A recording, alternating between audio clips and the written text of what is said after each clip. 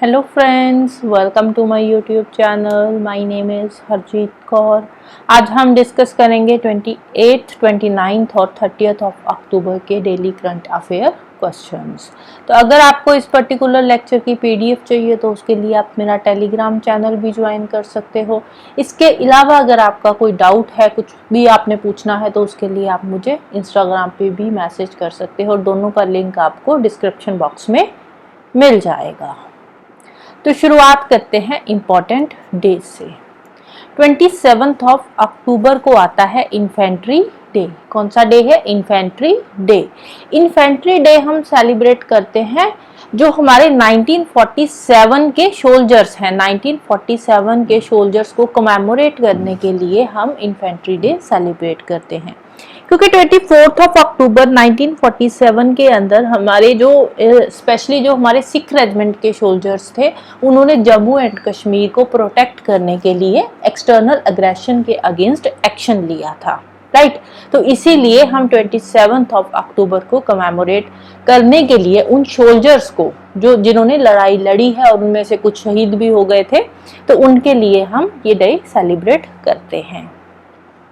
Next आता है 28 of October. 28 of October को आता है इंटरनेशनल एनिमेशन डे।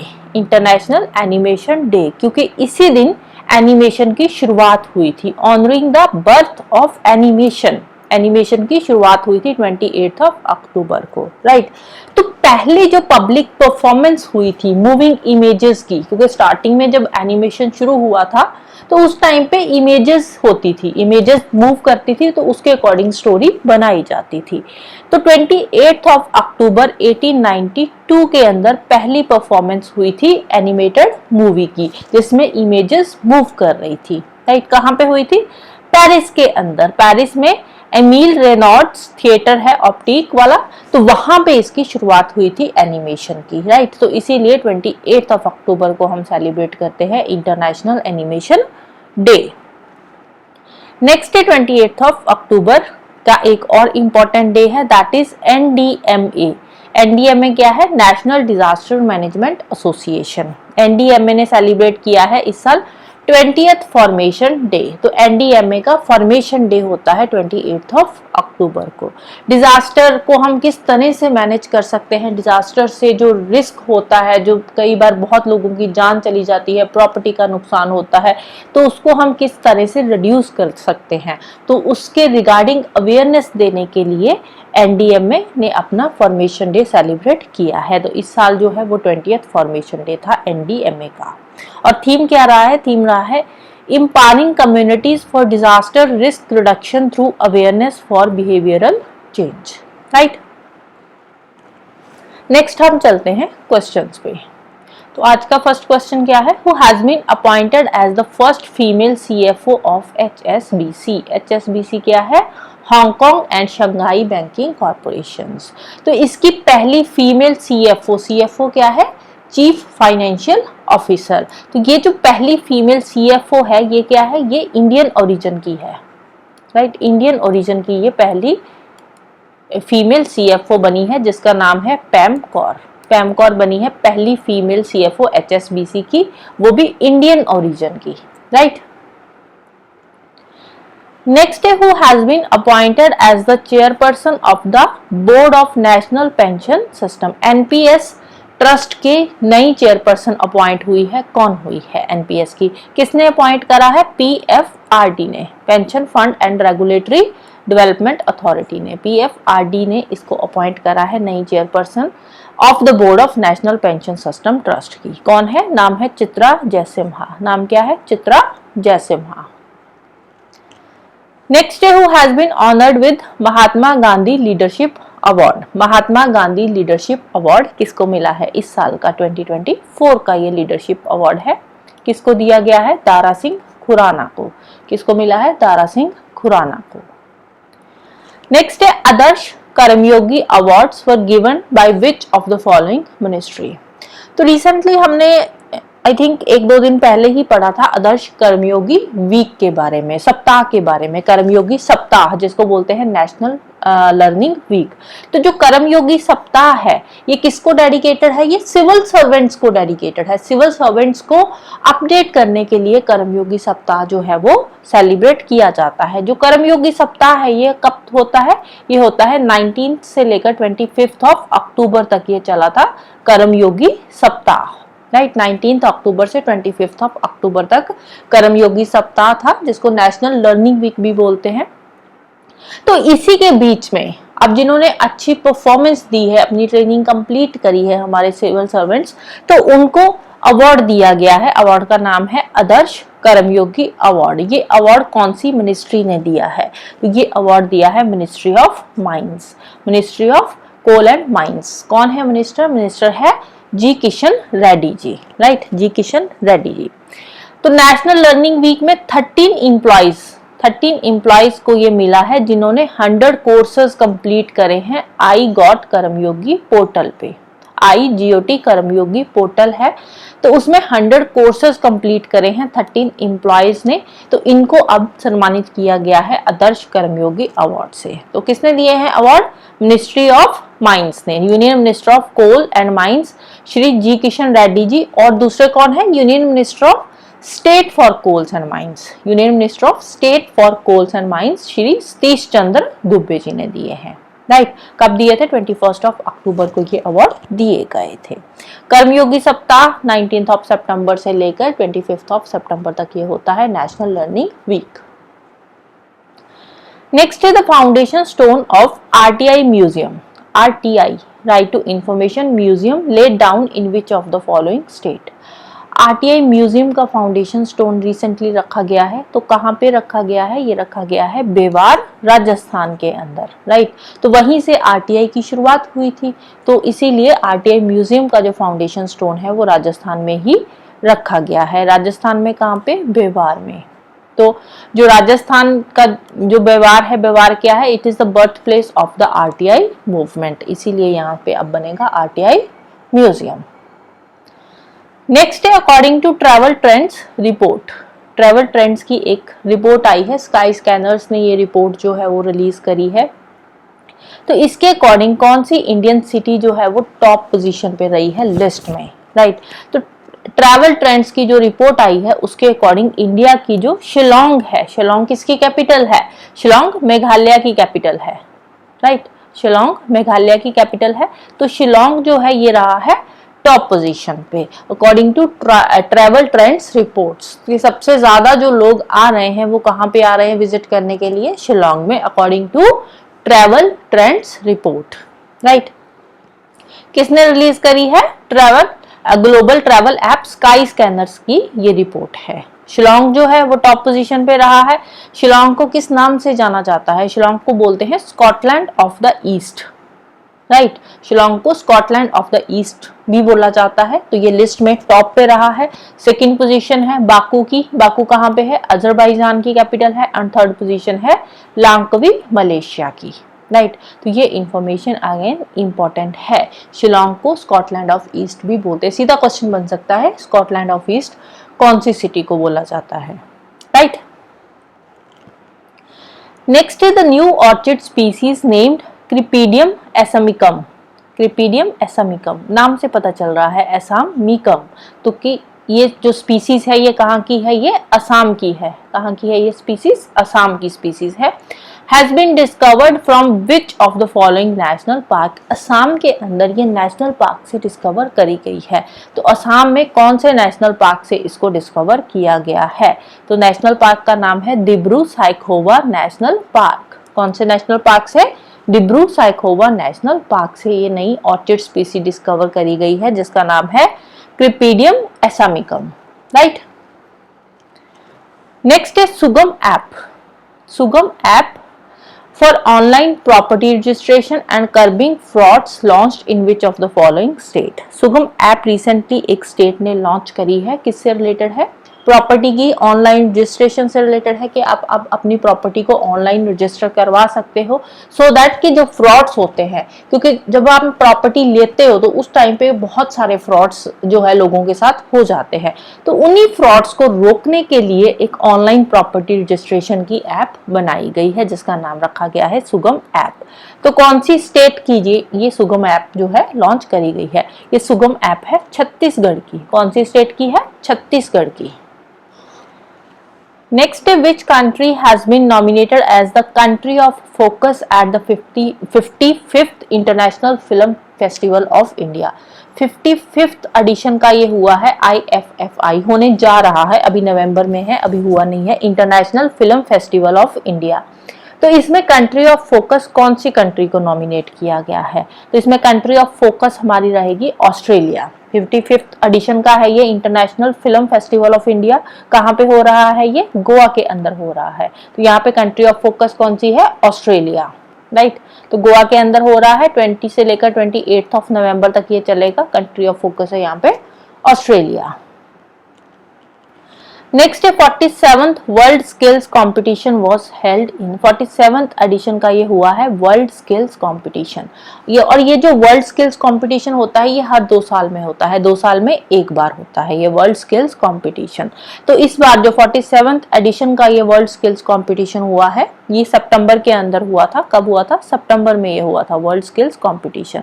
तो कहाँ पे हुआ था? ये हुआ था लियोन, फ्रांस के अंदर, राइट। फ्रांस में ये हुआ था, लियोन फ्रांस के अंदर हुआ था। 10 सितंबर से 15 सितंबर तक ये चला था, राइट। हर 2 साल के बाद होता है। और इसमें अब इंपॉर्टेंट है कि इंडिया कितने मेडल्स लेकर आया है।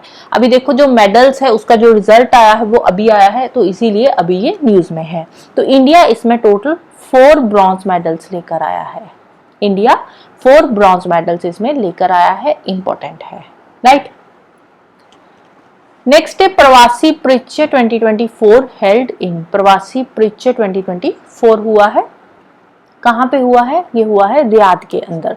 तो यहाँ पे जो इंडियन ओरिजिन के लोग हैं उन्होंने परफॉर्म करा था। हमारी जो अलग अलग क्लासिकल लैंग्वेजेस है, टोटल कितनी है? 11 क्लासिकल लैंग्वेज है। तो 11 क्लासिकल लैंग्वेजेस के अंदर हमारे इंडियन ओरिजिन के जो लोग हैं वहां पे रह रहे हैं रियाद, सऊदी अरेबिया में, तो वहां पे उन्होंने अपनी परफॉर्मेंस दी है, राइट। तो 2024 एडिशन का ये हुआ है। तो वहां पे जो हमारे इंडियन डायस्पोरा के लोग हैं उन्होंने इवेंट्स में पार्टिसिपेट करा है। और वहां पे हमारे जो इंडिया के एम्बेसडर थे सऊदी अरेबिया में, तो उनका नाम क्या है? डॉक्टर सुहेल अजाज खान। तो उन्होंने इसको इनॉग्रेट करा है। तो इसका टाइटल क्या था? इसका टाइटल था classical languages of India. Title था क्लासिकल लैंग्वेजेस ऑफ इंडिया। तो टोटल कितनी क्लासिकल लैंग्वेजेस है? 11 है, जिसमें हमारे जो इंडियन ओरिजिन के लोग थे, इंडियन डायस्पोरा के लोग थे, उन्होंने परफॉर्मेंस दी है, यूनिक प्लेस वगैरह वहां पे किए हैं। कौन कौन सी लैंग्वेज के अंदर? Tamil, Telugu, Malayalam, Kannada, Marathi, Bengali, Assamese, Odia, Pali, Prakrit and Sanskrit. तो ये टोटल 11 क्लासिकल लैंग्वेजेस है जिसके अंदर परफॉर्मेंस करी गई थी, right. Next name the 69th member country of Asian development bank. 69th member country हमने बतानी है एशियन डेवलपमेंट बैंक की, ADB, Asian development bank. Asian development bank का काम क्या है? एशियन डेवलपमेंट का काम है कि जो एशिया पैसिफिक रीजन के अंदर पॉवर्टी को इरेडिकेट करने के लिए ये लोन देती है एशियन डेवलपमेंट बैंक। तो अब देखो इसकी जो मेंबर कंट्रीज है, मोस्टली इसकी जो मेंबर कंट्रीज है वो एशिया पैसिफिक रीजन की ही है, लेकिन कुछ कंट्रीज ऐसी भी है जो एशिया पैसिफिक रीजन की नहीं है, नॉन एशिया पैसिफिक रीजन की ही है, राइट। तो recently as a 69th member country इसको कौन सी कंट्री ने ज्वाइन करा है? तो 69th मेंबर कंट्री है इजराइल। तो इजराइल जो है ये कौन सी कंट्री है?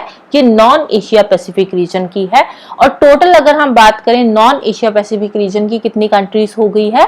तो 20 जो है out of 69, 20 countries non Asia Pacific region की है और बाकी की जो कंट्रीज है वो एशिया पैसिफिक रीजन की ही है, राइट। तो एशियन डेवलपमेंट बैंक काम क्या है कि एशिया पैसिफिक रीजन के अंदर पॉवर्टी एरेडिकेशन के लिए जितने भी जो प्रोग्राम्स वगैरह कंट्री चलाती है तो उसके लिए लोन देना इसका काम है।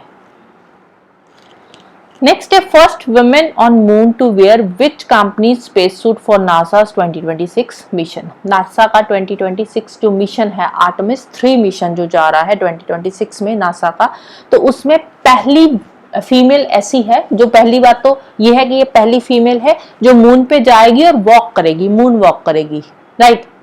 दूसरा, ये एक बहुत ही फेमस ब्रांड का स्पेस सूट पहनकर जा रही है, तो अब उस ब्रांड का आपको नाम पता होना चाहिए।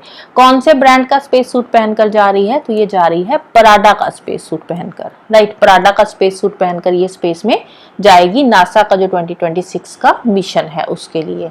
और इस स्पेस सूट का नाम क्या है, इसका नाम है axiom extra vehicular mobility unit. Axiom extra vehicular mobility unit, AXEMU इसका नाम है। स्पेस सूट का नाम भी इंपॉर्टेंट है, पता होना चाहिए क्या है, राइट।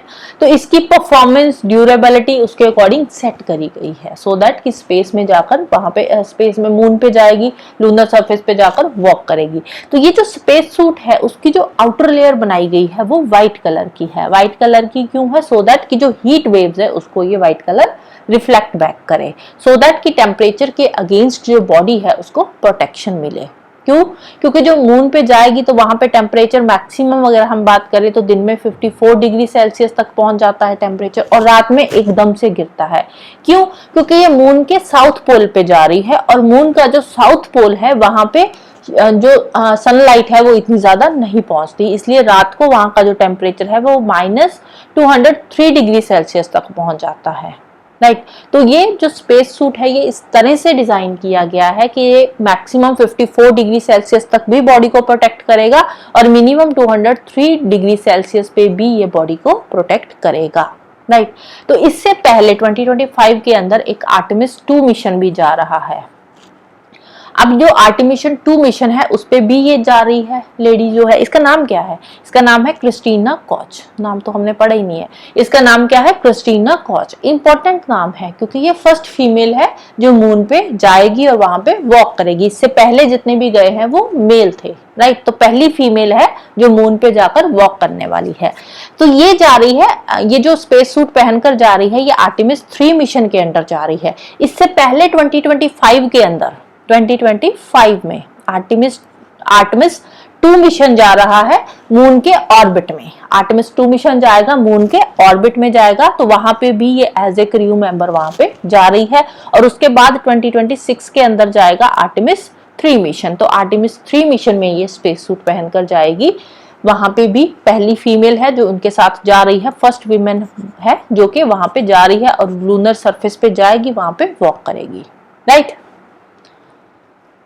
नेक्स्ट है dinosaur fossils were discovered for the first time. Dinosaur fossils कहाँ पे डिस्कवर किए गए हैं रिसेंटली, तो रिसेंटली ये डिस्कवर करे गए हैं हांगकांग से। कहाँ से, हांगकांग से डायनासोर के फॉसिल्स मिले हैं। तो for the first time Hong Kong से इनकी डिस्कवरी करी गई है, और जो भी एनालिसिस किया गया है इन फॉसिल्स का उसके अकॉर्डिंग ये जो फॉसिल्स है ये क्रिटेशियस पीरियड के हैं। कौन से पीरियड के फॉसिल्स है ये, क्रिटेशियस पीरियड के हैं, और अप्रोक्सीमेटली 145 मिलियन से लेकर 66 मिलियन ईयर्स पुराने ये फॉसिल्स है, राइट। तो कौन से पीरियड के हैं, अगेन इंपॉर्टेंट है, क्रिटेशियस पीरियड के ये फॉसिल्स है। कहाँ पे मिले हैं ये, हांगकांग में। Hong Kong UNESCO global geo park है पोर्ट आइलैंड में, तो वहां से ये मिले हैं, राइट। तो हांगकांग का जो यूनेस्को ग्लोबल जियो पार्क है उसमें जो पोर्ट आइलैंड है वहां से ये मिले हैं, राइट। नेक्स्ट है C-295 aircraft. C-295 aircraft plant was inaugurated bye Spanish president Pedro Sanchez and Indian prime minister. कहाँ पे ये जो प्लांट है, एयरक्राफ्ट प्लांट जो है ये इनॉग्रेट करा गया है, तो इसको इनॉग्रेट करा गया है वडोदरा गुजरात के अंदर। कहाँ पे, वडोदरा गुजरात में। वडोदरा कहाँ पे है, गुजरात में इसको इनॉग्रेट करा गया है। तो स्पेन के प्राइम मिनिस्टर आए हैं पेड्रो सांचेज, राइट। कब इनॉग्रेशन हुई है इसकी, 28 अक्टूबर को इसकी इनॉग्रेशन हुई है। कहाँ पे हुई है, वडोदरा के अंदर इनॉग्रेशन करी गई है टाटा एयरक्राफ्ट कॉम्प्लेक्स के अंदर। और ये इंडिया की पहली प्राइवेट फैसिलिटी है जो अब मिलिट्री प्लेन्स बनाएगी, और वहीं पे C-295 एयरक्राफ्ट भी बनाए जाएंगे, राइट। तो इनॉग्रेशन करी गई है, इसकी जो प्लांट की इनॉग्रेशन हो चुकी है वडोदरा के अंदर, और इसको बनाया जा रहा है मेक इन इंडिया इनिशिएटिव के अंडर। इस प्लांट को अब तैयार किया जाएगा। कौन तैयार कर रहा है? इंडिया की तरफ से है टाटा एडवांस्ड सिस्टम और स्पेन की तरफ से है एयरबस, राइट। एयरबस और टाटा एडवांस सिस्टम दोनों मिलकर इसको तैयार करेंगे इंडिया वडोदरा के अंदर। नेक्स्ट है witness is the memoir of which of the following Indian wrestler. Witness क्या है? ये एक मेमोयर है। मेमोयर क्या होता है? बायोग्राफी। तो किसकी बायोग्राफी है ये जो विटनेस है? विटनेस जो है ये साक्षी मलिक की बायोग्राफी है। किसकी है? साक्षी मलिक, इंडियन रेसलर है, फेमस इंडियन रेसलर है। और इस बुक को पब्लिश किसने करा है? जुगरनॉट बुक्स ने पब्लिश करा है। और अब देखो ये विटनेस जो है ये एक बायोग्राफी है, तो साक्षी मलिक की बायोग्राफी है, ये भी है साथ में। तो इनके साथ को ऑथर हैं। एक को ऑथर का नाम क्या है? को ऑथर का नाम है जोनाथन सेल्वराज। जोनाथन सेल्वराज इसके को ऑथर है। साक्षी मलिक ने जोनाथन सेल्वनाथ के साथ मिलकर ये बुक जो है वो लिखी है। तो किसने पब्लिश करी है? जुगरनॉट बुक्स ने इसको पब्लिश करा है। किसकी मेमोयर है? साक्षी मलिक की है। नेक्स्ट है Rani Rampal, who recently announced her retirement is related to which game? Rani Rampal ने अपना रिटायरमेंट अनाउंस कर दिया है। तो ये फेमस हॉकी प्लेयर थी। कौन थी ये? फेमस हॉकी प्लेयर थी। तो इसको बहुत सारे अवार्ड्स मिले हैं। कौन कौन से अवार्ड्स मिले हैं एक बार देख लेते हैं। 2016 के अंदर अर्जुना अवार्ड मिला था। 2019 के अंदर world games athlete of the year इसको टाइटल दिया गया था। मेजर ध्यानचंद खेल रत्न अवार्ड 2020 के अंदर मिला है। स्पोर्ट्स में one of the highest award है ये major Dhyanchand Khel Ratna award. One of the highest award है, राइट। स्पोर्ट्स के फील्ड में जो हाईएस्ट अवार्ड है वो है मेजर ध्यानचंद खेल रत्न अवार्ड, जो इसको मिल चुका है। और इसके अलावा पद्मश्री से भी इसको सम्मानित किया जा चुका है। और ये पहली फीमेल है जिनके नाम पे एक पूरे के पूरे हॉकी स्टेडियम का नाम रख दिया गया है। क्या है? कौन सा था? MCF रायबरेली जो स्टेडियम था, इसका नाम अब चेंज करके क्या रख दिया गया है? रानीज गर्ल्स हॉकी टर्फ इसका नाम रख दिया गया है, राइट। तो पहली फीमेल है जिनके नाम पे एक स्टेडियम का नाम रखा गया है, राइट। नेक्स्ट है doctor Nina Malhotra has been appointed as the Indian ambassador to which of the following country. Doctor Nina Malhotra ये इंडियन एम्बेसडर बनी है। कौन सी कंट्री की? तो ये बनी है स्वीडन की। तो स्वीडन की एम्बेसडर जो इंडियन एम्बेसडर कौन है? That is doctor Nina Malhotra. तो स्वीडन की एक बार लोकेशन देख लेते हैं। यूरोपियन कंट्री है, बिल्कुल नॉर्थ में आती है। इस साइड नॉर्वे पड़ जाता है इसके, दूसरी साइड ये फिनलैंड है। तो यहाँ पे ये बॉर्डर है, राइट। नॉर्वे एंड फिनलैंड के साथ ये अपना बॉर्डर शेयर करती है। कैपिटल क्या है इसकी? स्टॉकहोम इसकी कैपिटल है। तो एक साइड नॉर्वेजियन सी आ जाता है, ईस्ट में बाल्टिक सी आ जाता है, साउथ में नॉर्थ सी आ जाता है, right. Next who has been appointed as the MD and CEO of Bandhan bank. Bandhan bank के नए MD एंड CEO कौन अपॉइंट हुए हैं? तो बंधन बैंक के नए MD एंड CEO बने हैं पार्थ प्रतिम सेनगुप्त। पार्थ प्रतिम सेनगुप्त बने हैं new MD and CEO of Bandhan bank. Next है Morgan Stanley James government. Morgan Stanley James government becomes the new chairman of. ये किसके नए चेयरमैन बने हैं? Morgan Stanley James government. ये बने हैं डिज्नी के। डिज्नी के नए चेयरमैन कौन बने हैं? Morgan Stanley James government, right. So that's all for today. Hope you like this video. Thank you. Bye bye and have a nice day.